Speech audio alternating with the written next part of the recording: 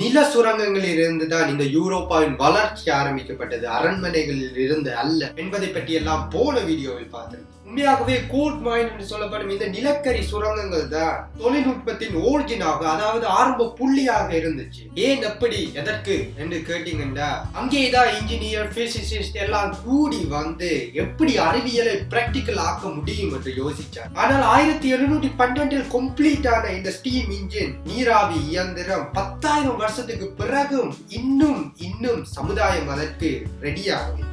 ஏனென்றால் steam engine மைன் industrial மட்டும்தான் பாவித்தார்கள். இவ்வளவு நிலக்கரி எதற்கு? இவ்வளவு நிலக்கரியை வச்சு என்னதாப்பா செய்தாங்க மூட மனதில் ஒரு கேள்வி எழுந்தது என்றால், அதற்கு பதில் மனிதனின் முதல் கண்டுபிடிப்பும் ப்ரோமேத்தியஸ் கடவுள்களிடம் இருந்து திருடிய முதல் தொழில்நுட்பமும் தமிழில் லோரெழுத்தும் தீயில் இருந்து வரும் வெப்பத்துக்கு தான் யூரோப்பா நிலக்கரிகளை பாவித்தார். கிட்டத்தட்ட இங்கிலாந்து ஃபுல்லாவுமே நிலக்கரியில் இருந்துதான் குளிர் வீட்டை சூடாக்கினார். இப்ப நீங்க சொல்லலாம், ஓஹோ அப்படி என்றால் சமுதாய கேள்வி என்று அவர்களிடம் இருந்தது. அதற்கு பதிலாகத்தான் இங்கிலாந்தில் இந்த ஸ்டீம் இன்ஜின்களை கண்டுபிடித்தார்கள். உங்களுக்கு தெரிஞ்சபடி சப்ளை அண்ட் டிமாண்ட், கேள்வியும் நிரம்பலும் தான் இது என்று நீங்க சொல்லலாம். Yes, correct. எல்லா தொழில்நுட்பமும் சமுதாய கேள்வியில் இருந்தா வந்தது. உங்கள் கையில் இருக்க ஐபோன் இல்லாட்டி ஸ்மார்ட் போன் சமுதாய கேள்வியில் இருந்தா வந்தது, இல்லாட்டி சமுதாய கேள்வியை அவர்களே உருவாக்கினார்களா என்றதை நீங்களே திங்க் பண்ணி பாருங்க. 1804 முதலாக ஸ்டீம் லோகோமோட்டிவ் தயாரித்தார்கள், அதாவது நீராவி பொறி என்று தமிழில் சொல்லுவார்கள். என்னத்துக்கு கேட்டீங்கன்னா, இந்த நிலக்கரிகளை டிரான்ஸ்போர்ட் பண்ணத்தான் ஸ்டீம் லோகோமோட்டிவ் தயாரித்தார். 25 செப்டம்பர் 1860 தான் 56 வருஷங்களுக்கு பிறகு பொதுமக்களும் ட்ரெயின்ல போகலாம் என்று சொன்னார். 19ஆம் நூற்றாண்டு என்று சொன்னாலே உங்கள் மனதில் வருகின்ற முதல் நபர் யார் என்று கேட்டால் நெப்போலியன் போனபார்ட்டே. அவரும் எல்லா அரசர்கள் போலவும் நாடு பிடிப்பதிலே இருந்தாரே ஒழிய ஒரு புதிய உலக ஒழுங்கு நடந்து கொண்டிருப்பது என்பதை கவனிக்கவே இல்லை. 17ஆம் நூற்றாண்டில் உலகத்தில் பெரிய காட்டன் எக்ஸ்போர்ட் இந்தியா இங்கிலாந்துக்கு செய்தது. 18ஆம் நூற்றாண்டில் உலகத்தில் பெரிய காட்டன் எக்ஸ்போர்ட் இங்கிலாந்து இந்தியாவுக்கு செய்தது.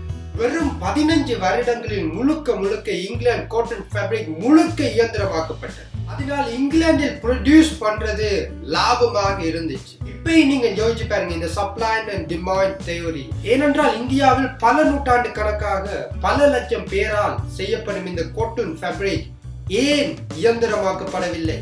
சமுதாய கேள்வி இல்லாமல் இருந்ததா இந்தியாவில்? இல்லை, சமுதாய கேள்வி இருந்தது. 19ஆம் நூற்றாண்டில் இந்த யூரோப்பியர்கள் உலகத்தில் எல்லா பகுதியையும் பிடித்து விட்டார்கள். பிடிபடாமல் இருந்தது சீனா, கொரியா, ஜப்பான் போன்ற நாடுகள் மட்டுமே. எப்படி இந்த யூரோப்பியர்களால் இது முடிந்தது என்று நீங்க கேட்டீங்க என்றால், well, that's the thing about Europeans. Europeans அடிப்படையிலே போரை விரும்பி இருக்கும் ஒரு நாடோடி இனம்.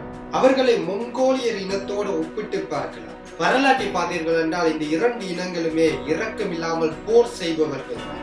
15ஆம் நூற்றாண்டு ராணுவ புரட்சி இந்த யூரோப்பியர்களிடம் நடந்தது. இதனால் புதிய ஆயுதங்களை கண்டுபிடித்தார். இப்படி ஆர்கனைஸ் பண்ணி சண்டை பிடிக்கணும் என்றதை கற்றுக்கொண்டார். 17ஆம் நூற்றாண்டில் யூரோப்பியர்கள் வைத்திருந்த தரைப்படை வீரர்கள் மட்டுமே 1.3 மில்லியன். நீங்களே யோசிச்சு பாருங்க, உங்கள் வீட்டை நடக்கின்ற ஒரு பிள்ளைக்கு சாப்பாடு போட நீங்க படுற பாடு இருக்கே.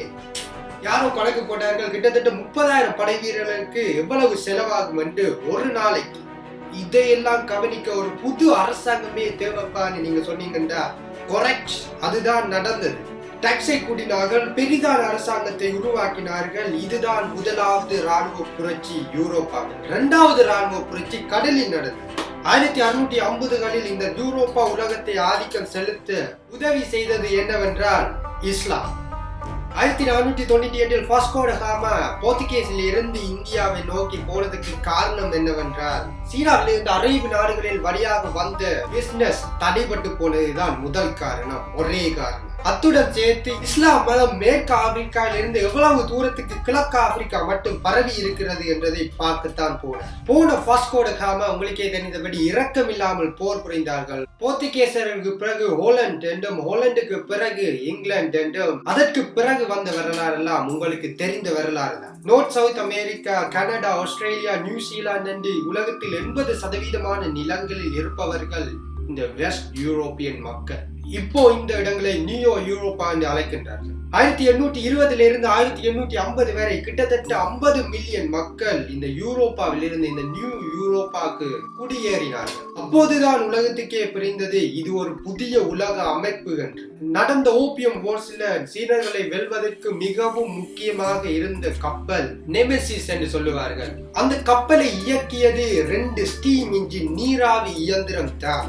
அதுவரைக்கும் சீனாவும் இங்கிலாந்தும் ஒரே நிலையில் தான் என்று உலகமே நினைத்துக் கொண்டிருந்தது. கிட்டத்தட்ட இங்கிலாந்து சீனாவை விட 200 வருஷம் முன்னேறி இருக்கிறது என்பதை அப்போதுதான் உலகமே உணர்ந்தது.